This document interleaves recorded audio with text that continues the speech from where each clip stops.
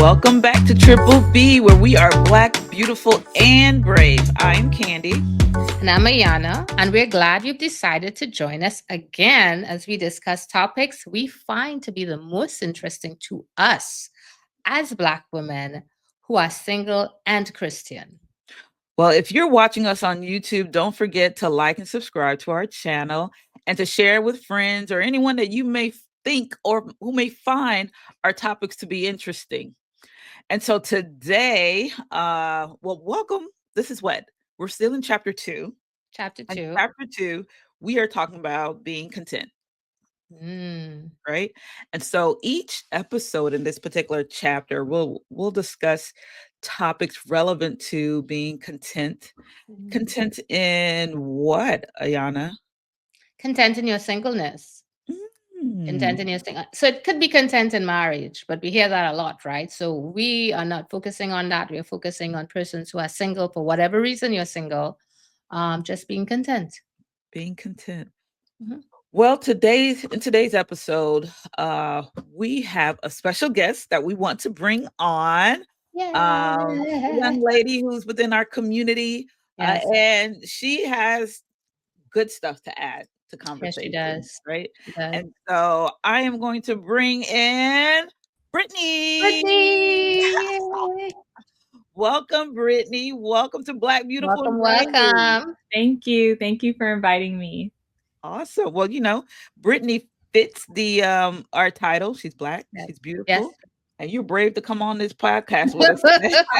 She doesn't know what's going to happen, really. She kind of I does. really don't. But I showed up. I'm here for it. Listen, she answered the call. She That's did. great. She did. That's She did. great. She did. All right. Today, we have a few things we want to talk about, Yeah. but really want to come from the area of loneliness, Mm. right? Um, are you lonely?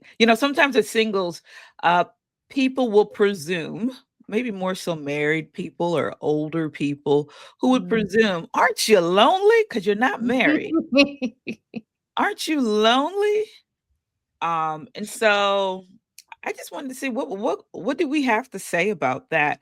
I mean, to the both of you ladies, right? I think that we probably represent 3 different decades, I would Yeah, say. generations. Uh-huh. Well, not, Okay. well, yeah. Yeah. Generations, decades of our singleness, and so it Mm-hmm. looks different. Mm-hmm. I guess I would say that I identify with not millennials, but zennials, whatever, like Generation X and Candy, come millennials. on. You're making up stuff. You've never heard? No, I have No, not made no, that up. It's no. more so those who Brittany, are early. have you ever heard of that? I've never.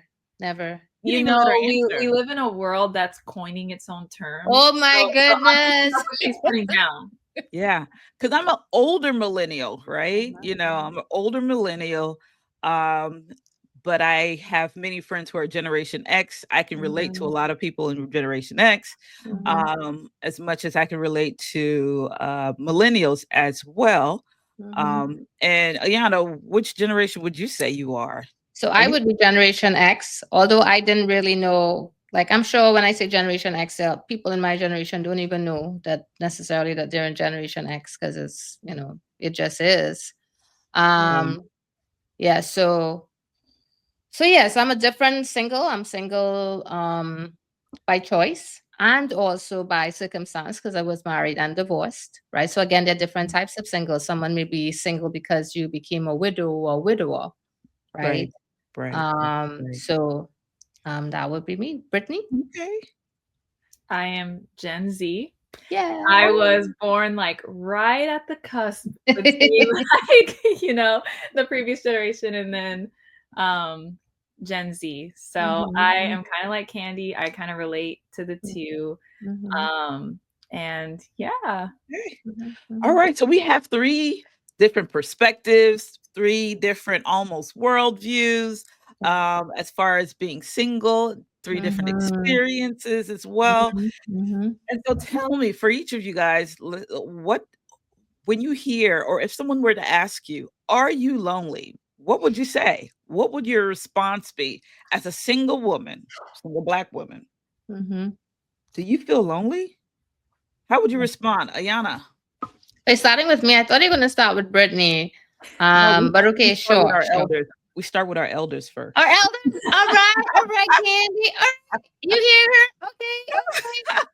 Okay. So first of all, let me just say I enjoy getting older, especially as a single woman. I feel when you're younger, you tend to defer and you try to please people more.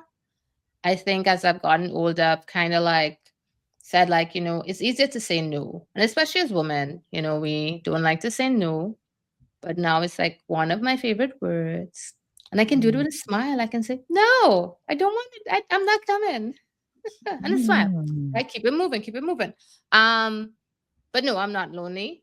And for me, loneliness means if I think about loneliness, I think about being in a position where I'm by myself, there's no one around, I have no sort of interaction with other people. I love being around people. I like to create community wherever I go.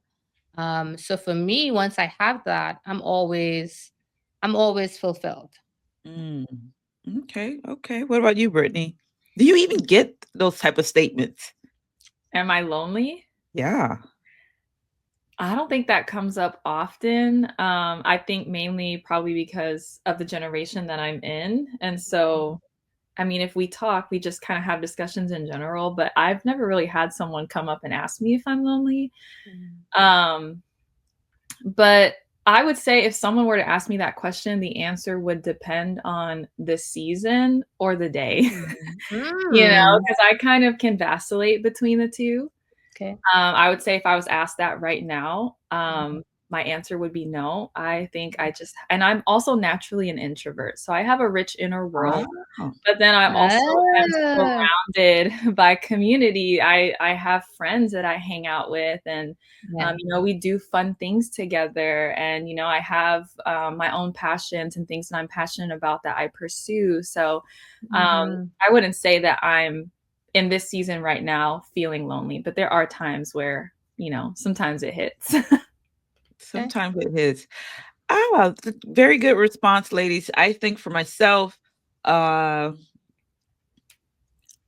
unlike Brittany, I'm an extrovert. I love being around people. I get my fill from being with people.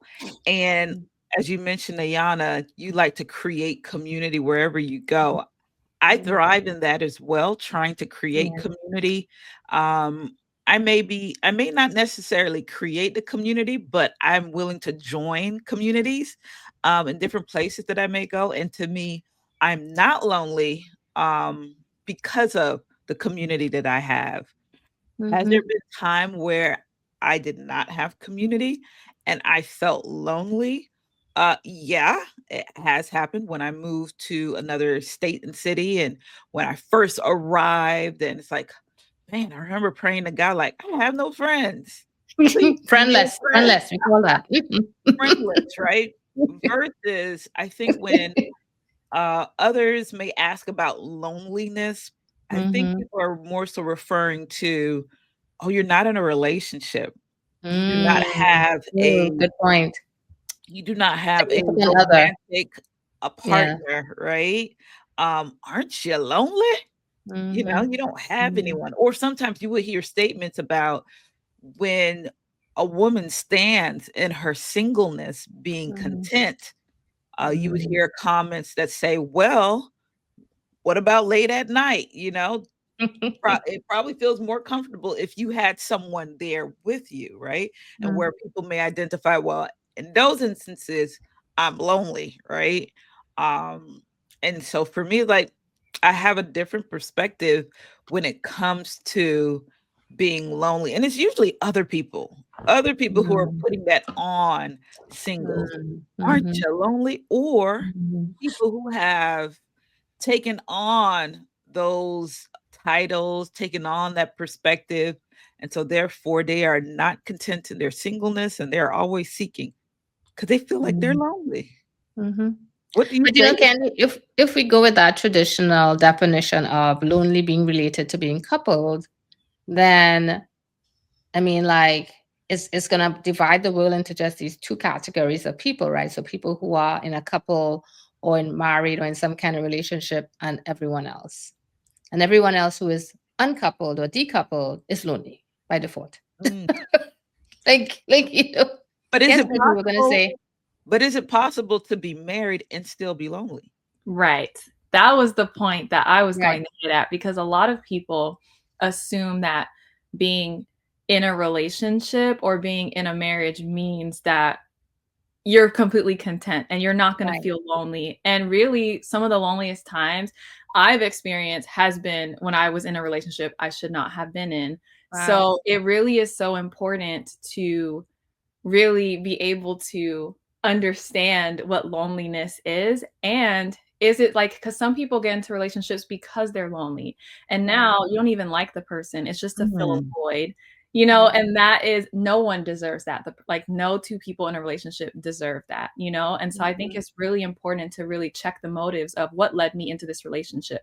And just because I'm single doesn't mean I have to be in a relationship, because a lot of people also don't want to wait for the right person, you know. And so that has troubles in itself. And I think, while yes, relationships are so important and God wired us for relationship, also I think that being coupled with the wrong person or unequally yoked, right? And this is just not just in faiths, but even your journeys and where you're headed, you know, whatever it is, that can really set back your life in tremendous ways. And, you know, it could pull you back in places where God is trying to push you forward. So really, the solution to loneliness is not just getting married. There's so much more that goes into that.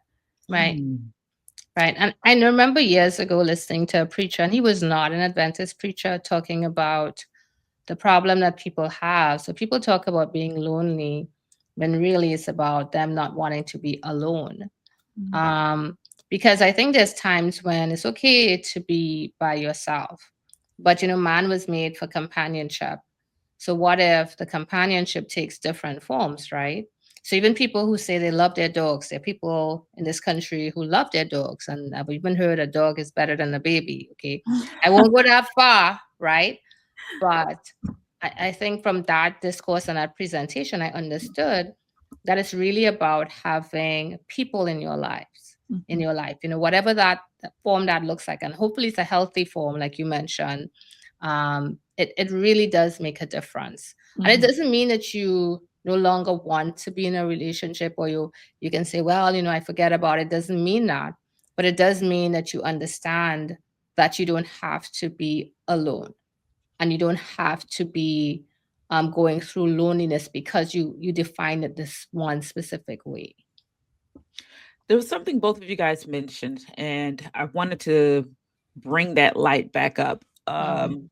Brittany, you mentioned that biblically, or as Christians, we understand that we were made for relationship, right? And then you talked about them being coupled, right? Sometimes in this type of conversation, we may already define what relationship you're referring to.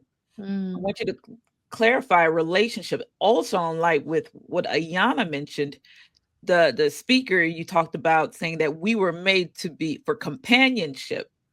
I just want to push back from that thought or that notion of we were created for companionship versus relationship. And when we say relationship, what type of relationship are we referring to, right? Because the church will put on and take and say, this is what the Bible says. And they will put their own spin of what that really means. But what does it mean? How do you understand, Brittany, first, about what do you mean by relationship? And then Ayana, the idea of pushing back from companionship. Not that we were made for companionship, we were made for relationship. Loaded question. I know. I'm like, okay. That. I'm glad Brittany got that one first. Okay, Brittany, take it away.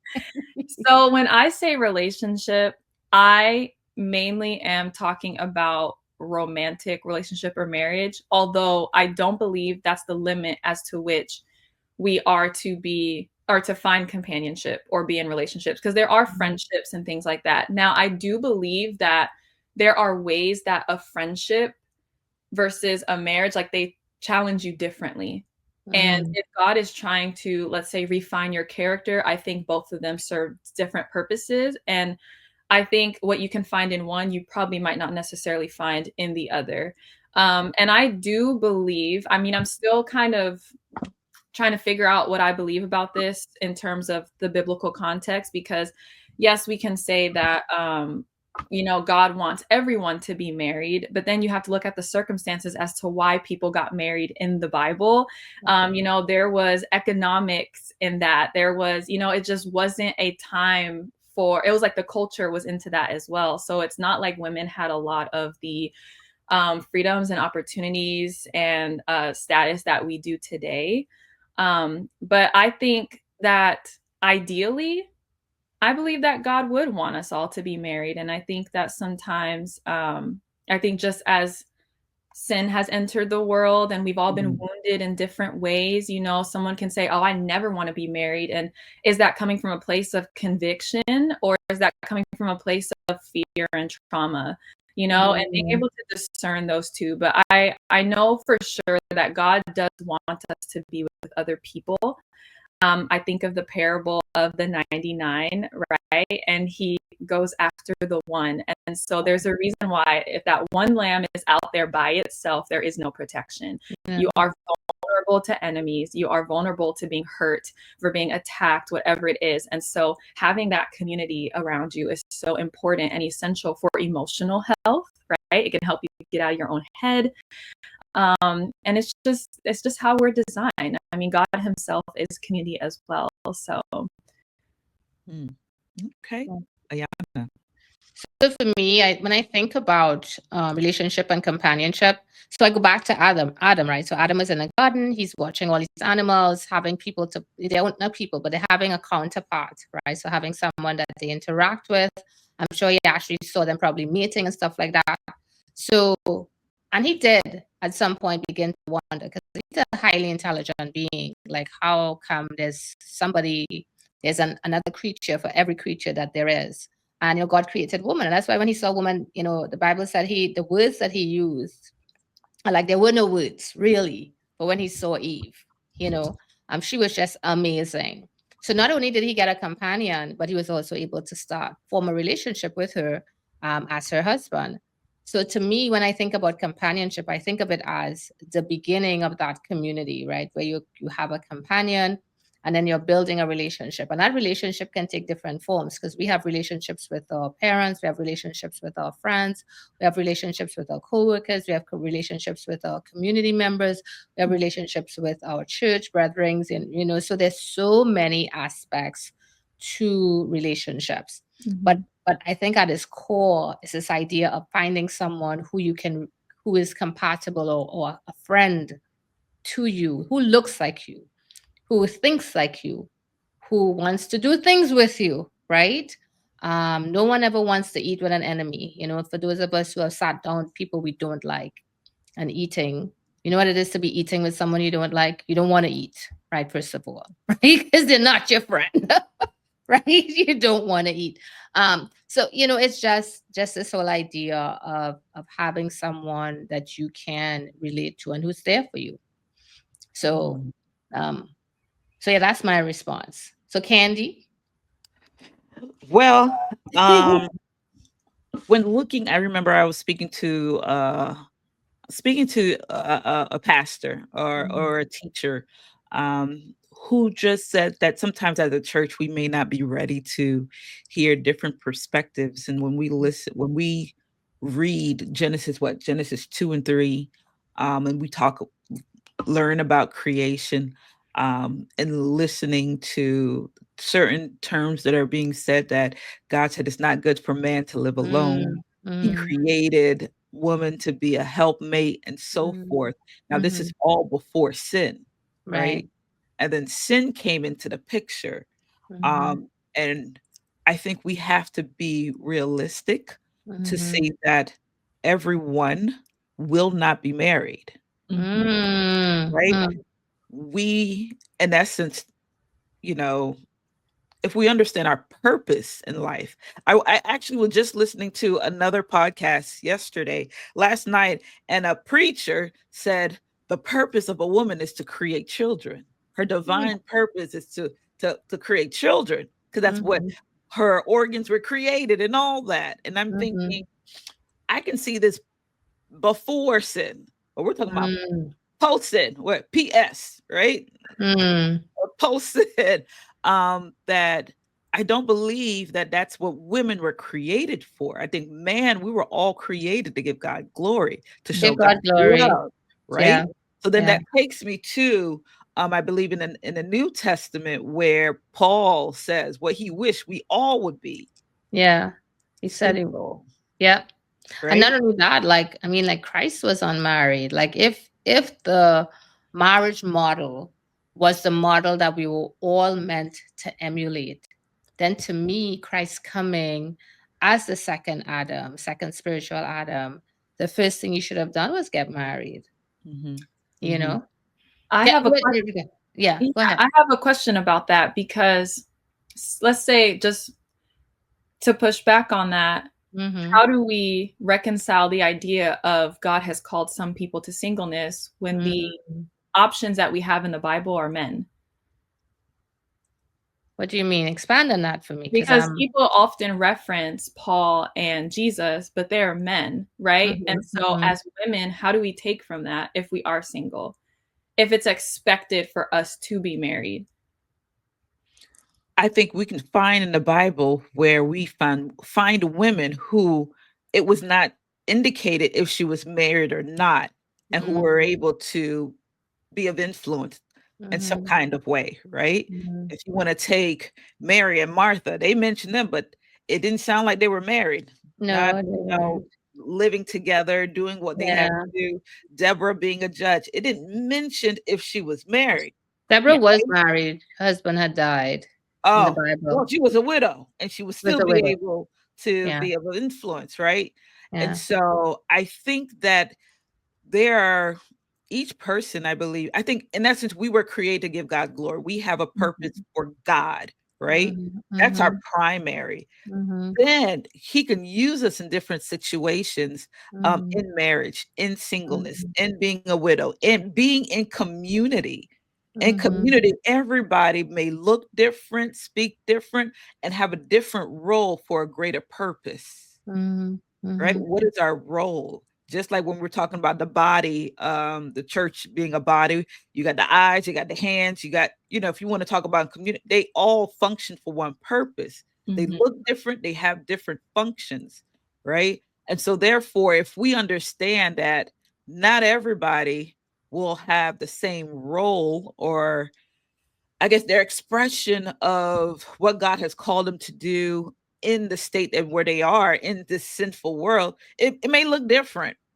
But Therefore, why do we pressure people to be put in a box of, oh, you got to get married?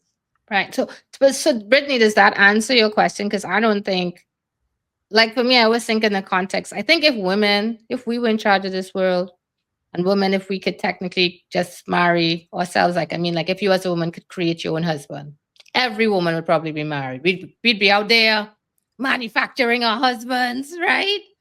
But we can't get married to ourselves. At least in the Christian realm, there must be a male willing to get married to you, unless you want to have one kicking and screaming, take one kicking and screaming to the altar.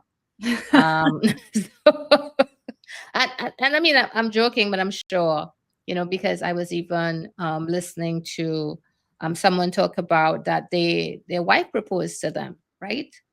And again, they tell me modern women, they do it all the time. They can propose to a man and he can accept or deny, right? But I feel like as women, God knew that for us, if we were the ones who kind of dictated how marriage went, every female in this world would have had a husband. Every female that wanted to be But married. wanted a husband would have had a husband. But Mhm. the men, the way we were made, we are supposed to have these men who are just like Adam, desirous of having a relationship, that they take that initiative and say, like, I want this person in my life to be my wife. But again, you can't force anyone to do that. Mhm. You Mhm. know, Mhm. so I don't know if that answers kind of what you were asking, Brittany. Yeah, I was just mainly because whenever people bring up the topic of singleness, and that's an argument a lot of people have in general, is the Bible is written from a male perspective. And so just looking into consideration in terms of the context of the culture and how uncommon it would be for women to be unmarried, and even the scenes that happen for women to be married. Like think about Leah and Jacob, right? How that situation came about, right. you know, and Judah, and was it Tamar? And you know, just her marriage situation. So whenever people speak about singleness, they always bring up Jesus was single or Paul was single, but those are men, and it excludes women. So I haven't read the entire Bible from cover to cover, so there's stories that I don't even know yet. So that's why I was asking if you guys had any knowledge of, are there women who have examples of singleness in the Bible? Because what I mainly see is you had to be married as a woman just because of the culture, and you know, even if it was a marriage that you didn't necessarily want, you know, like look at Esther having to be put in that position. And so, you know, it's just different things that I try to consider, you know, how do we apply the male examples to us as women? Okay. And I see that, and you know, Jesus made a point. He said, you know, when he was even in reference to that situation with Judah and Tamar, and even when the Pharisees would come to him with questions about whose husband would this person be, if a woman has one husband and that husband dies, and then the brothers have to marry, whose husband would she, you know, what happens when they go to heaven? And Jesus said, you can't even imagine what God's mind is like, and how God envisions that situation. And I feel like when I think about marriage and companionship and relationships, that we cannot even envision what God made us to be, or how God designed us to be as male and female. And, you know, because even when people talk about, you know, in heaven, there'll be no marriage, and no marriage in heaven, and no, you know, given a marriage or whatever. Again, for some people that is inconceivable, but we don't even know the extent of God's wisdom, God's love, the plans he has for us. So for me, I feel like in the context of marriage, and yes, this a male focus on the Bible, but I also know that God also created female. So in my mind, when I think of Jesus's response, I think of it also including a female perspective there as well. Yeah, I would say the same, that though, you know, Jesus or Paul or whomever were male, that I think, as you mentioned, Brittany, it is important to take into the cultural context of that day, of that time, right? The purpose for, in that instance of marriage, or why a woman would join a man's family. Evidently, that's very important because of how society saw women. What could women do? Who was her protector? When you even think about example of Boaz and Ruth, right? She needed someone, a redeemer or so forth. And so looking at our culture now, right? You know, this is like a very sensitive statement to say, and some men don't like to hear it, but do women need men? Right? And you will find certain women who will say, I don't need a man, I want a man. Right? I don't need one, I want one. Now, if you want to procreate, of course. Right?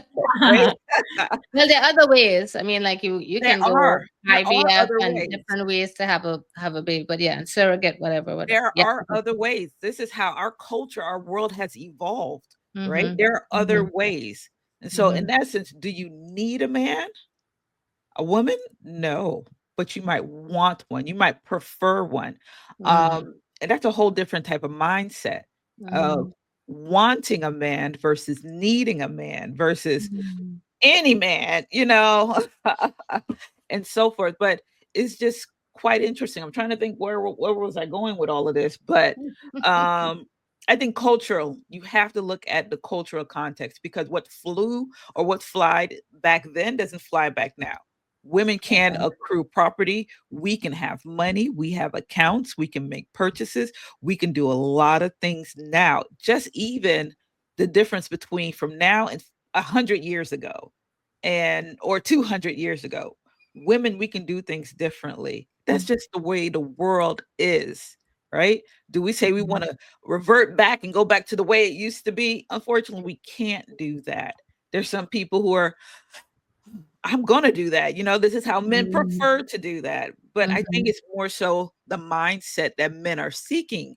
If you want to say now, is that the thought of the feminine woman, a submissive woman, because women are now able to do certain things that would initially designated for a man. It may come approach as masculine, right? To do that, versus you can actually do that and still reside in your feminine, but in your femininity, right? So, Right. so your question is, Candy, do we need a man or want a man? No. I was just saying that's a thought that's out there. Or I can ask. Do you want me to ask? I can ask. Sure. Because this is all in the context of being lonely, and if you go to the relationship aspect, sure. There you go. We got 3 different women, 3 different life experience. Do you want a man or do you need a man? Either Start with one. Brittany. You're on the bus, Brittany. She's the guest. She asked for the question and then she tossed it over to me. Make it make sense. Make it make sense. Hey, I guess we have to obey our elders. That's right. Oh, now you lean on to that title, right? Oh, boy. Wow. I would say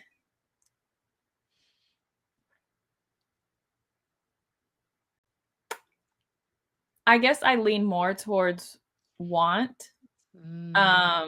Again, for all the reasons that you listed, like, I have an apartment, I can pay my own bills, I can sustain myself independently. Now, are there benefits to being married? Sure. Like I can have better income, maybe there's just there are benefits that come with being married. And I know that it also is important to leave space for a man to be masculine. And also when a man is masculine, it gives women a lot of room to be feminine. So a lot of the things that we have to do as single women is because we have to, it's not necessarily because we don't need a man or we don't think that we think that we're better or whatever. I think the attitude does matter and how that comes across. But, even though I would like to be in a relationship, I also like my peace. And so it would have to be someone who really is the person that God has for me. And it has to be someone who adds to my life, like not necessarily in a I don't want to say economic way, but I mean like literally just it feels right. Like this is my person. We can grow together. We have great conversations, like, just all the things, right? This is my person. So I would just put myself more in the want category. Okay. Ayana, want or need? I would say want. Post divorce, and I've set it up to this week, it's almost like God, I knew it was God, had to place that desire within me again. My marriage was okay. It's not, if I had to look at my marriage as an example of what marriages should be, then that would be a hard pass. So for me, I really did not feel, I had no desire, definitely not a need. Maybe a need for sex, but definitely not a need to be married. And again, within a Christian confines, they say that we have these things we can do and cannot do, whatever, fine. But yeah, so it would be a want. The thing that struck me, a statement that I heard that kind of resonated with me recently was, God wants us to want what we need. So I don't need a man. I maybe want one, right? but yeah, there's not a need. Mm. Well, what if I said contrary to what you guys think I believe? What you think? What if I said I need no? No, I I would be interested in your perspective. Like, I don't think there's a right or wrong. Like, I have Isn't friends it who right are or like, wrong? I need a man. Like, I need absolutely. support, and Right. we don't judge Yeah. each other for that. Right. You know, Right. like Right. we all. Because I think also to take into consideration is, you know, for me, I didn't grow up in the context of marriage, so for me, Mm, that to me is foreign. But you can mm, have people who saw great marriages and were like, I want this. I want to right. replicate this. I need this in my life Right. because it is a sense of normalcy for me. So I Right. wouldn't judge you. I would hear your perspective on that. Yeah. Right. Absolutely. Thank you for that, because I wanted to bring that in some kind of way, because you do hear conversations, or I've heard conversation with some men who Mhm. believe that they are better when they're married, right? Yeah. That Yeah. they need to be married in order to fulfill what they believe God has called them to. And I mean, the data does show that the men usually fare better in marriages. They live longer. They thrive in marital relationships.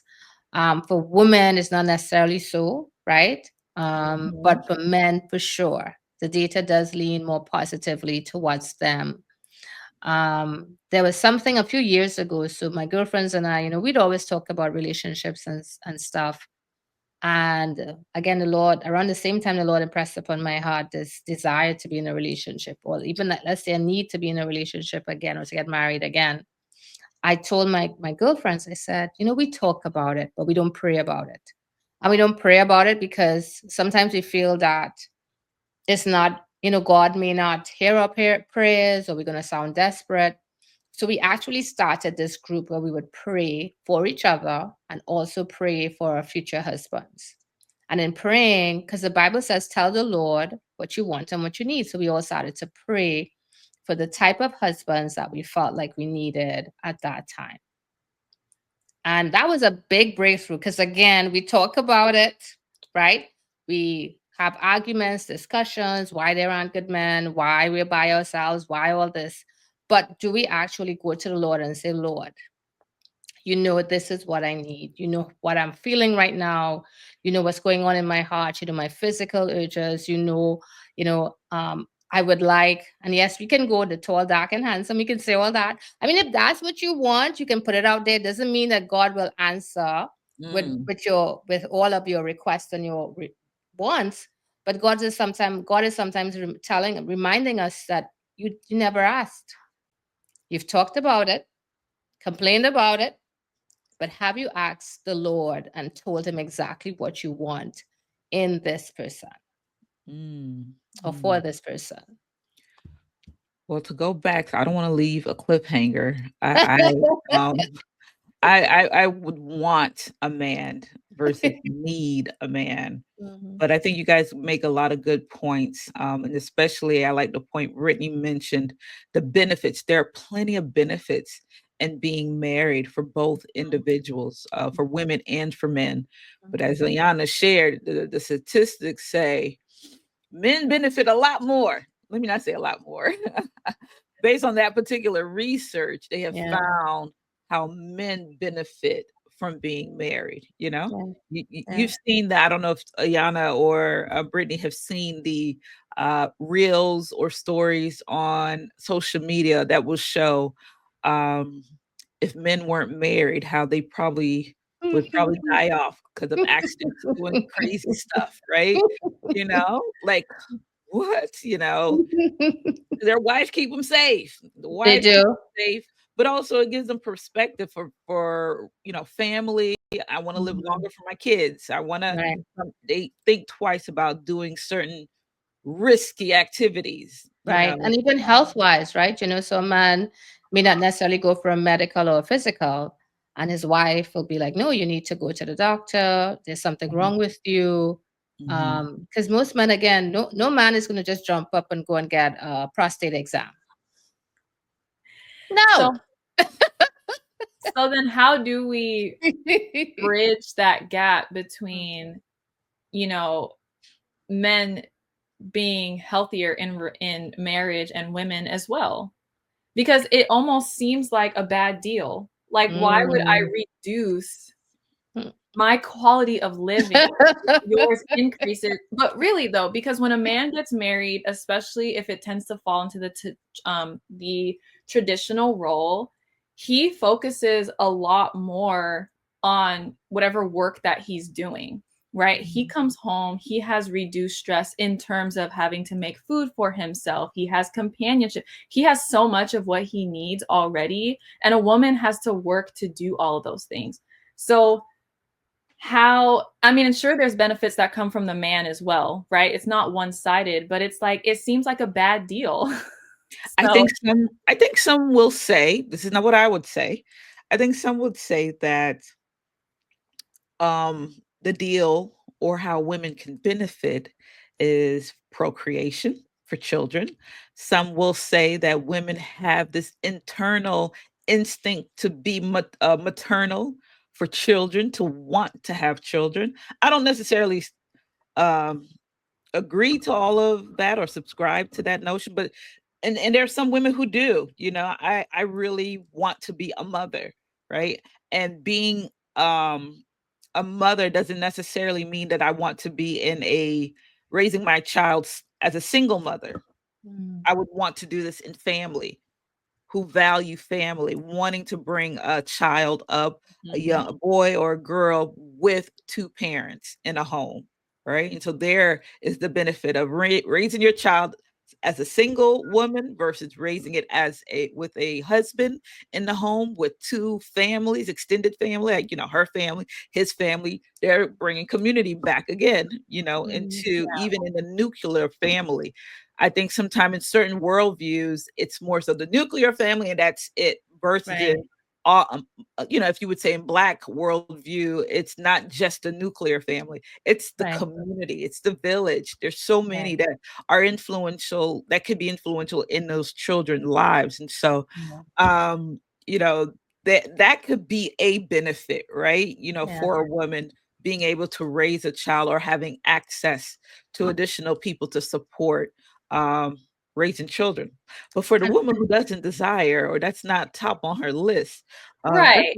that's a question to still but be. then again, but let me just add to that, because there are men who do get married and who do support their wives fully. Like, I Yes. know for my brother, and I can only talk from my example, that he, when they had their first child, he lost his job and his wife was working. And he was home with the baby, so he was doing all the baby care, cooking, right? Washing, right? Wow. Like, I mean, and that was something, it definitely was not the traditional Caribbean type of male role, but it's a role that he assumed because that is what was needed at the time until he could have done better. Yeah. Right. So there are men who pull their weight and who contribute equally to the household as well, which is what it's supposed to be. Yes. But again, because of sin and again, how the world operates right now, there are these traditional rules that are still upheld or followed within many households. But if that is done, then I think marriage could be, I think, better for women. But we go in a lot of times with our eyes wide shut, like we don't, we pretend like we don't know what's going to happen, or we think somehow that our marriage is going to be better. But then, like you said, if, as you mentioned, Brittany, if this is the one God has for you, you want the whole package, right? He can't just be spiritually strong, but a hot mess at home, like doing nothing at home, right? But he reads the Bible, he calls you for worship, you love his Holy Spirit. You love the Spirit that dwells within him, but he doesn't help you at all at home. Right. And so there's a balance, and God knows that what we need, what each of us need from the males that who would come into our lives. Yeah. And I think that is the difference is, just to be able, like, to view marriage not just as traditional roles to fill, but a partnership, to be a helpmate, right? And so I think the reason why it can be so easy to fall into traditional roles is because we're taught those roles, and that's what Mhm. makes a successful marriage. But Mhm. then how many times after the kids, the kids are a short part of your life. They're like the first 18 to 20 years and they're gone. And how many people neglect their marriage during that time? Now they're unhappy. Oh, I just don't feel like I know you anymore, or we Mhm. just grew apart. And Right. so I think, when I see those videos of those men, like when their women are in labor and they're like, what do you need? They are anticipating their every need. They really want to take care of them. They really love them. They protect their wives. They're thoughtful towards them. That to me is, I feel like, a good and healthy marriage is a man who really shows that he cares versus, oh yeah, that's my wife and I'm just going to go to work and I'm going to come home and have my meal and my sex and I'm good. Mhm. And I think that's an abuse of a woman. It's you not Mhm. cherishing a Mm. woman. And it's like, do you Right. want to be just married or do you want to be a husband? Then I think Right. those are two different things, Right. So yeah, I And think we have it to, should be so Brittany, beneficial to so both. one of the things, and I know we're running out of time, we're kind of run out of time, but when people, and this is another topic we have to have, right? So when people meet you, they're going to present their very best face. It's like when you go on your first date, right? Everyone looks great. You look, you're all jazzed up. He looks all polished, smells good, right? Um, you don't really know that person. And a lot of times we don't really know who people are until even after you get married to them. And that's why we have to take the time to get to know persons very well before we get married. Because a lot of people, they understand it in theory, what they're supposed to do in the relationship, but in practice, it's something totally different. Yeah. All right. And again, and that is something that you definitely don't want to have to learn post marriage or post wedding. You Mhm. definitely want to be able to ask the Lord at least to show you some things even before. Mhm. Yeah. Wow, this was great, ladies. This is good. Good stuff. I think we could keep going for like another 15 minutes, right? Our time just goes by so quickly. You guys made some great points, great perspective, some things for women to consider, right? When Mhm, thinking about what am I doing? Am I mhm, lonely? Am mhm, I alone? One thing that I heard repeating, but you guys never said it was, what is your purpose? What is the purpose mm, of your marriage, right? I Mhm. hear people now talk about your purpose partner, mm, right? You talk about partnership versus just mhm, a traditional marriage. And mhm, so looking at, well, what is this man's purpose in life? What is mhm, my purpose in life? And will our purpose work together so that we can move forward? mhm, If he's on a whole nother track and I'm doing something different, us coming together, does that bring does it make sense? Are we mhm, speaking the same words? Are we reading out of the same book? Which can be conflicting, right? But looking for your purpose partner is something that I'm starting to get a deeper understanding of. And I think mhm, that that's what we should, really look into purpose mhm, versus just being married, just Mhm. being a mm. wife, just being a husband. What is our purpose? And Yep. sometimes our purpose may lead us not in the direction of marriage. Mm. What if that, you tell some women that they're like, God forbid I rebuke it in Jesus' name. That's what we have. Rebuke it in Jesus' you get in Jesus' name. name. But we'll have to talk about that again. That's right. God's That's will right. versus, your will, Yes. and this Yes. toxic idea of what I want is what I want Yeah. versus Yeah.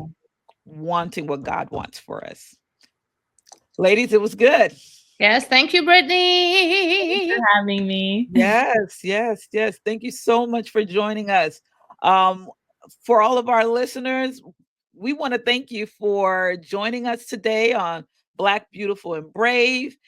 Listen, I'm going to put this, I added this ticker, right? Follow us on Facebook, YouTube, Spotify, everywhere on Spotify. IG Yeah. as well. Yeah. So we look forward to hearing from you, getting your feedback. Tell us what you think. Yes. You know what? In the comment, I would like for you guys to enter your thoughts about, are you lonely or are you alone? Right? Mm. Let's talk Mm, about that. Talk about that in the comment. What are your thoughts yeah. about our conversation today about loneliness or potential of loneliness? Is it real, right? And Mm, how do you combat loneliness, or do you mm, subscribe to it? All yeah. right. Yep. With that being said, we are Triple B